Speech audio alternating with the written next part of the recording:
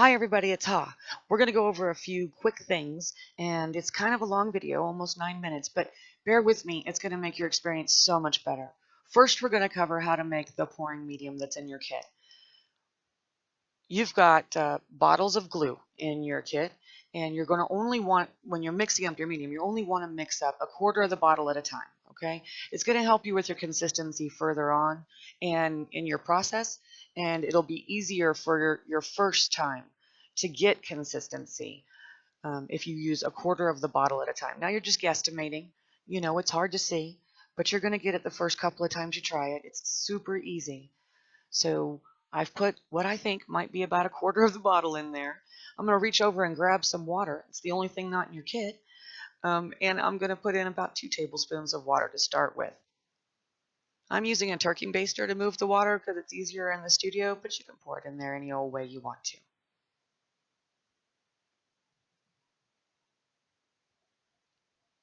And we're going to do a lot of stirring here, okay? So your stir muscles are going to get quite the workout, but it'll all be so very, very worth it. Okay, so I'm looking at this and I'm thinking, no, it's not right. It's too watery. It just drips right off. There's no stickiness to it. So I'm going to add just a smidge more, just a little bit at a time, everybody. You can always add a little more glue, but it's hard to get the water right that way. So first we add the glue, we'll stir and see if we need any more water. We may not. And don't forget there's 2 of these bottles in every kit. I'm only showing one right now, but there's 2 in every kit. So I'm going to go back to that stirring. Oh boy. That's the fun part. We call this chaos chemistry in the studio,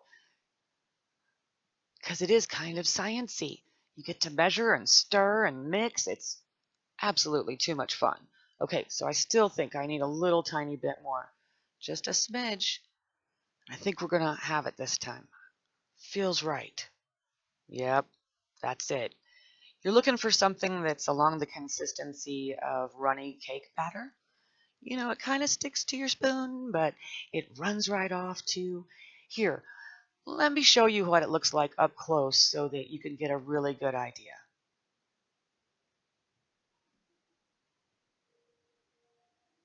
Here you go. See, just like that. A little bit of body, but not too much, and it runs. All right, that was your pouring medium. That's it. That's how easy it is. Super awesome. Now, let's add that medium to the paint. So I just grabbed some bottles that were in the studio. Just show you how to do this. So again, you want to only use a quarter of the bottle at a time. So I'm going to pour a quarter of a bottle of this paint into my 4-ounce cup, my little cups that came in the kit. And this way, when you use a quarter of the bottle at a time, you're matching your glue ratio, which will give you a fantastic consistency all the way through, and your paints will look awesome. Now this is the same for all the colors in the kit. It's the same mix. Quarter of the bottle of paint, and now I'm adding the glue mix to it. You can see how it floats on top of the paint color. And once the paint color is covered, see, you can't see it anymore. You know you have enough glue in the mix. Because they're different weights, until they are mixed together, they'll float separate from each other. It's also what makes the chemistry in the paintings look really great. And this is what it looks like when it's all mixed together. Should be something that looks like that. Nice and easy, right? I know. So much fun. Now next, let's mix those colors up and create some colors that are not in your kit. 3 of them, as a matter of fact. So we've gone through our 9-ounce cups, using them for our glue mediums. We've got our 4-ounce cups out now, and we're going to make some gorgeous new colors. The first one is going to be orange. I mean, you gotta have an orange. So you want to take your neon pink right out of the bottle, and you want to use your neon yellow, put them in about half and half, see? And then your handy dandy stir, and stir, stir, stir, and the next thing you know, Bam, you got an orange. Number 2, we're going to do a lovely, gorgeous shade of green. Now, with this one, you're going to use your brilliant yellow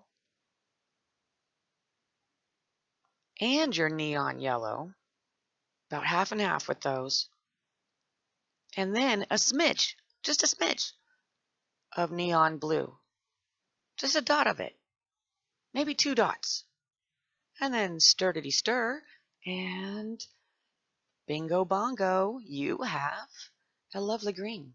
All right, now the third color, really quick, because you gotta have it. I don't know about you, but I gotta have me some purple. So this is neon blue, neon pink, trust me, and a smidge.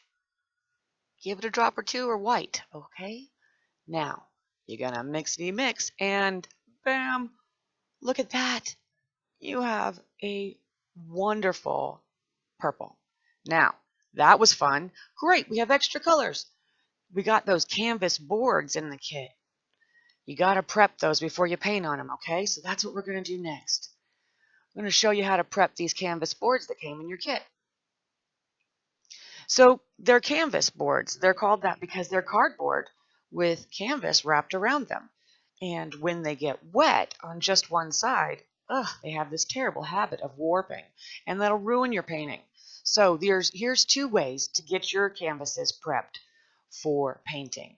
First way is just a spray bottle, just your average everyday spray bottle with some basic water in it, nothing fancy. And I'm just going to mist the front side of that board. And I'm going to turn it over and I'm going to do the back side too. See, if they dry evenly, they don't warp. It's fabulous. And those push pins that came in your kit, you can just take 4 of those and stick them right into the cardboard of your pouring tray, your cardboard box, and just set your canvas right on top of it. Makes it easy so it stays up out of the paint, makes it easy so you can grab it and tilt it, and it just makes it easy. So that's how you use them for the boards. All right, that's the first way.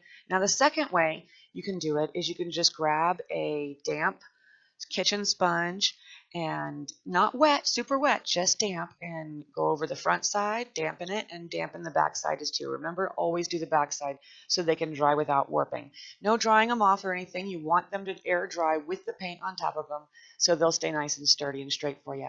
So that's it. Then you just push those push pans in there, and that's it. Thank you guys so much for paying attention. This is all going to make it so much easier for you, and your experience will be much better. I can't wait for the next thing because we get to paint. Let's go paint, everyone. Yay!